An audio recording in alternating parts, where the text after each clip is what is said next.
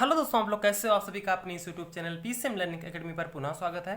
दोस्तों, class 12 physics के chapter first में आज हम लोग बहुत ही इंपॉर्टेंट न्यूमेरिकल करने वाले हैं, क्योंकि हमारे सिलेबस में सिलेंडर भी है और सिलेंडर से बोर्ड परीक्षा में क्वेश्चन पूछे ही जाते हैं, चाहे आपका डेरिवेशन निगमन वाला पूछा जाए या आपसे आंकिक प्रश्न पूछा जाए। ठीक है, तो बहुत ही इंपॉर्टेंट क्वेश्चन है। चलते हैं, देर न करते हैं, वीडियो को शुरू करते हैं। आज का जो क्वेश्चन है वो है कि एक समान वैद्युत क्षेत्र x दिशा में है, इसे इस प्रकार प्रदर्शित किया जाता है। ठीक है, यहाँ पर देखिए जो सिलेंडर दिया गया है, यहाँ पर वैद्युत क्षेत्र x दिशा में दिया गया है। अगर x दिशा में दिया जाता है तो वहाँ पर हम उसे I से डिनोट करते हैं, और y एक्सिस पे दिया जाता है तो J से डिनोट करते हैं। तो ये कुछ इस प्रकार से दिया जाएगा, आपको डायरेक्टली नहीं कहा जाएगा कि वैद्युत क्षेत्र 200 न्यूटन पर कूलाम है। ठीक है, तो यहाँ से आपको मैं वही तो इम्पोर्टेंट क्वेश्चन लेकर आया हूँ जहाँ से मतलब आपको अगर डायरेक्टली ऐसे दे दिया जाए 200 न्यूटन 15 न्यूटन तो आप लगा लोगे, लेकिन आपको थोड़ा सा घुमाएगा तो यहाँ पर x बराबर 0, तो आपको समझ में नहीं आएगा कि ये क्या दिया गया, x बराबर 0 क्या है। ठीक है, ये क्या है, आई कैप क्या है। तो इसीलिए मैं ये इंपॉर्टेंट क्वेश्चन करा रहा हूँ। ठीक, वैद्युत क्षेत्र एक दिशा में है, इसे इस प्रकार प्रदर्शित किया जाता है कि वैद्युत क्षेत्र यहाँ पर दिया गया है 200 आई, ठीक है, न्यूटन पर coulomb x is greater than 0 के लिए। ठीक है, यहाँ पर वैद्युत क्षेत्र यही दिया गया है, बस खाली ये माइनस में है, इसका मतलब ये अपोजिट है x एक्सिस के। ठीक है, ये है आई न्यूटन पर कूलाम, यानी 200 माइनस 200 आई न्यूटन पर coulomb, x is less than 0 के लिए। इसका मतलब है आपने x y एक्सिस पढ़ा है। ठीक है, ये x एक्सिस होता है, x एक्सिस को हम लोग आई कैप से डिनोट करते हैं, और इसी तरह x एक्सिस के माइनस वाले डायरेक्शन को हम लोग माइनस आई कैप से। ठीक है, और ऊपर वाले को हमने जे कैप से, नीचे वाले को माइनस जे कैप से, और जेड एक्सिस को, जेड वाले को एक्स ये जे उसको जेड कैप से, लेकिन यहाँ पर हमें एक्स से सिर्फ मतलब है। और हमें दिया गया है कि 20 सेंटीमीटर लंबाई। ठीक है, अब हमें सिलेंडर के बारे में बताया जा रहा है। ठीक है, ये 20 सेंटीमीटर लंबाई तथा 5 सेंटीमीटर त्रिज्या वाला वृत्ताकार परिच्छेद का एक बेलन। ठीक है, मेन तो यहाँ से क्वेश्चन प्राप्त होता है हमें। ठीक है, इस प्रकार रखा है कि इसका एक अक्ष x दिशा में तथा केंद्र मूल बिंदु पर इसका एक सिरा x it is equal two plus 10 centimetre व दूसरा सिरा x बराबर माइनस 10 सेंटीमीटर पर है। तो इसका कहने का मतलब है ये मूल बिंदु है, यहाँ से ये दूरी 10 सेंटीमीटर और यहाँ से ये दूरी माइनस 10 सेंटीमीटर। ठीक है, ये मूल बिंदु है, यानी पूरी लेंथ जो है वो 20 सेंटीमीटर है, ये क्वेश्चन में बताया जा रहा है। ठीक है, तो इससे आपको घबराना नहीं है। 5 सेंटीमीटर त्रिज्या, यानी जो बेलन का ये जो वक्रीय भाग है ये 5 सेंटीमीटर है, ये गोला वाला भाग 5 सेंटीमीटर है। अब आपको ज्ञात क्या करना है, यहाँ पर आपको ज्ञात करना है। ठीक है, ये 4 क्वेश्चन आपको दिए गए हैं। ठीक है, इन्हीं चारों क्वेश्चनों को आपको ज्ञात करना है कि प्रत्येक सपाट पृष्ठ से गुजरने वाला नेट वैद्युत फ्लक्स। ठीक है, ये सपाट पृष्ठ है, यहाँ से गुजरने वाला नेट वैद्युत फ्लक्स क्या होगा। वक्रीय पृष्ठ से गुजरने वाला नेट वैद्युत फ्लक्स, ठीक है, इस भाग से, ये लंबाई वाले भाग से, आपने बेलन, आपके घर में सिलेंडर होगा तो सिलेंडर के किनारे किनारे जहाँ पर वो लोहा जो पूरा रहता है वहाँ से कितना निकलेगा, और ऊपर नीचे वाले भाग से तो ये है। ठीक है, ये नीचे वाला है, बॉटम है। ठीक है, ये ऊपर वाला भाग है। और तीसरा है कि बेलन के बाहर निकलने वाला कुल वैद्युत फ्लक्स, यानी टोटल इधर से भी और यहाँ से, मतलब यहाँ से कितना वैद्युत फ्लक्स बाहर निकलेगा, इधर से पूरा वैद्युत फ्लक्स कितना बाहर निकलेगा, और इधर से कुल कितना होगा। ठीक, फिर चौथा है कि बेलन के भीतर नेट आवेश, यानी इसके अंदर कितना आवेश यानी चार्ज है। ठीक है, तो इसके लिए हम एक कंसेप्ट आपको बताएंगे। इससे पहले वाली वीडियो में हमने आपको बताया है जब हमने गॉस का प्रमेय बताया है। ठीक है, आइए जल्दी से हम इस कंसेप्ट को सीख लेते हैं, फिर तुरंत हम अपने क्वेश्चन पर चलते हैं। ठीक है, कॉन्सेप्ट हमारा ये कहता है, ये तो पहले बेलन है, लेकिन सबसे पहले हम किसी गोले की बात करते हैं। जैसे मान लो ये कोई बॉल है। ठीक है, बॉल के अंदर कोई रखा है प्लस क्यू आवेश रखा हुआ है, तो इससे गुजरने वाला नेट वैद्युत जो फ्लक्स होता है, इसके चारों, यहाँ से देखो वैद्युत बल रेखाएं निकलती हैं। वैद्युत बल रेखाएं जो होती हैं यहाँ से टकराएंगी। ठीक है, तो जब टकराएंगी तो वही हमारा वैद्युत फ्लक्स होता है। जितनी वैद्युत बल रेखाएं टकराती हैं उतना ज़्यादा हमारा वैद्युत फ्लक्स होता है। तो यहाँ से निकलने वाला वैद्युत फ्लक्स जो होता है वो phi E it is equal to होता है वेक्टर ई डॉट एस।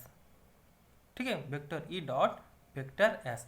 ठीक है, एस क्या है, इसका एरिया है, वक्र पृष्ठ भाग का कितना, ये वक्रपृष्ठ क्षेत्रफल जो है इसका कितना है वो हम यहाँ पर लिखते हैं। अब वैद्युत क्षेत्र यहाँ पर कितना है वो करते हैं, उसका डॉट प्रोडक्ट करते हैं, और जो वेक्टर ये ई की वैल्यू जो होती है 1/4 pi epsilon 0 Q upon R square, और ये एस जो है इसका वक्रीय पृष्ठ का क्षेत्रफल है। ठीक है, ये होता है 4 पाई आर स्क्वायर। ठीक है, तो 4 पाई से 4 पाई कैंसिल हो जाता है। ठीक है, और आर से आर कैंसिल हो जाता है, तो phi E it is equal to Q upon epsilon 0, यही तो गॉस का प्रमेय है। ठीक है, तो सेम इसी प्रकार यहाँ पर देखो गोलीय भाग है, तो यहाँ से जो विद्युत फ्लक्स, देखो ये ध्यान रखना कि डॉट प्रोडक्ट का मतलब होता है कि जो वेक्टर ई है और वेक्टर एस है दोनों एक ही दिशा में हैं, तो इसका जब डॉट प्रोडक्ट करते हैं हम लोग तो वो कॉस थीटा आता है, यानी phi E it is equal to हो जाएगा ई एस का कॉस थीटा। कॉस थीटा जब होता है तो ये दोनों अगर एक ही दिशा में हैं, यानी इन दोनों के बीच का एंगल अगर 0 डिग्री है तो कॉस 0 का मान 1, तब ये वैल्यू आती है। लेकिन अगर यही दोनों परपेंडिकुलर हैं, यानी मान लीजिए वैद्युत क्षेत्र राइट डायरेक्शन में है और इसका वेक्टर, ठीक है, ये वेक्टर मतलब एरिया का वेक्टर ऊपर की ओर है, तो इनके बीच का एंगल 90 डिग्री हो जाएगा। तो 90 डिग्री होने पर कॉस 90 का मान 0, तो वैद्युत फ्लक्स फाई ई का मान 0। कहाँ पर 0 होगा अभी बता रहे हैं, देखिए। तो इधर से देखो ये एरिया वेक्टर है कि यहाँ से जब ये आवेश यहाँ पर रखा हुआ, यहाँ से विद्युत क्षेत्र निकलेगा इधर की ओर, इधर की ओर इससे विद्युत क्षेत्र निकल रहा है, तो और इसका जो वेक्टर है एरिया का वो भी इधर ही की ओर है, यानी दोनों एक ही दिशा में, यानी 0 डिग्री है। तब यहाँ से इसका फाई ई जो होगा वो होगा क्यू अपान एप्सिलॉन 0, यानी इसको इस तरह भी लिख सकते हैं vector E dot S. Same इसी प्रकार यहाँ से भी जो विद्युत फ्लक्स निकलेगा वो phi E it is equal to निकलेगा वेक्टर ई डॉट एस। ठीक, लेकिन वक्रीय भाग से अगर कहें, इधर से इस गोले वाले भाग से अगर कहें, तो यहाँ पर देखो वैद्युत क्षेत्र तो इस दिशा में है, लेकिन इसका देखो ये जो वक्रीय भाग है इसका क्षेत्रफल जो है वक्रपृष्ठ क्षेत्रफल ये ऊपर की ओर है, इधर की ओर है।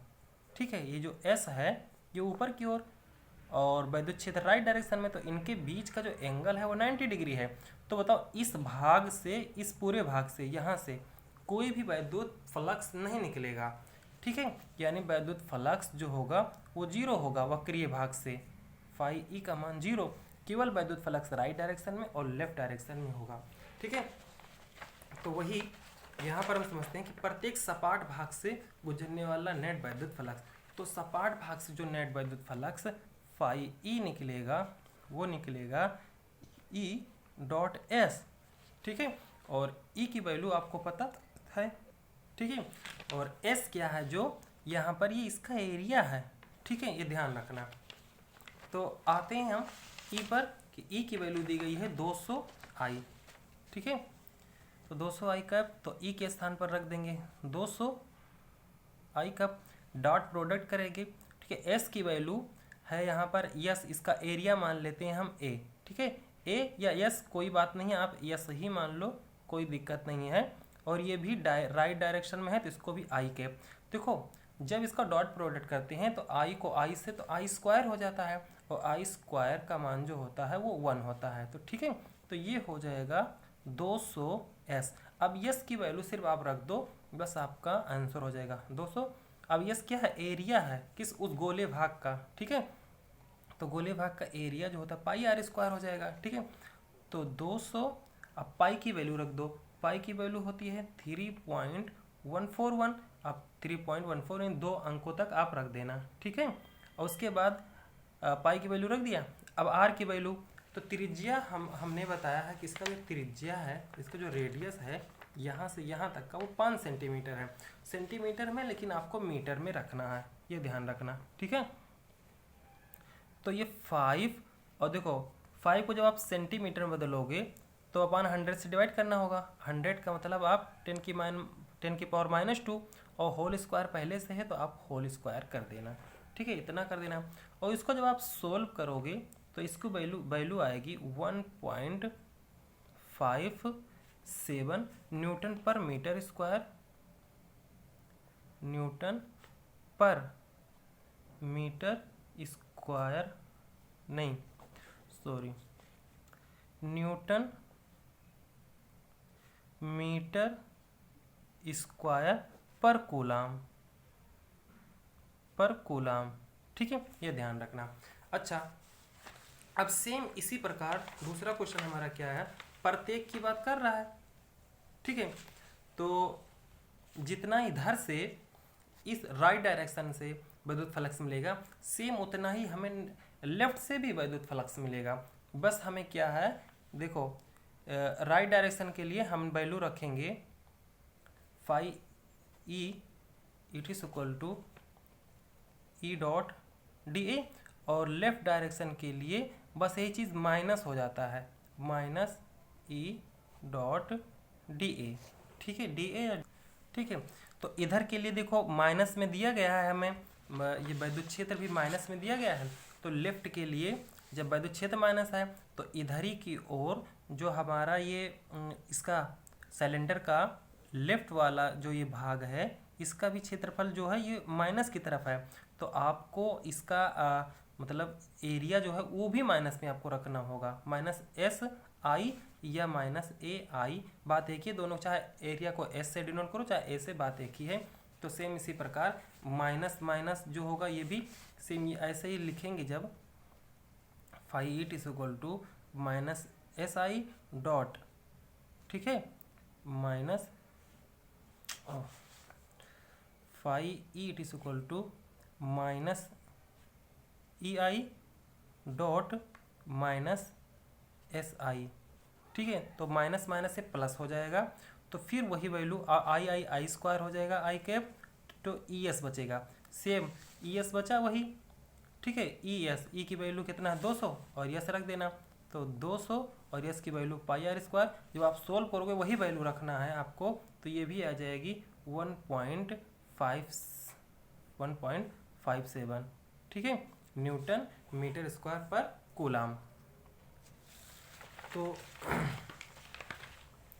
इधर से भी फाई ई की वैल्यू 1.57, ठीक है, और इधर से भी फाई ई की वैल्यू 1.57 न्यूटन मीटर स्क्वायर पर कूलाम। ठीक है,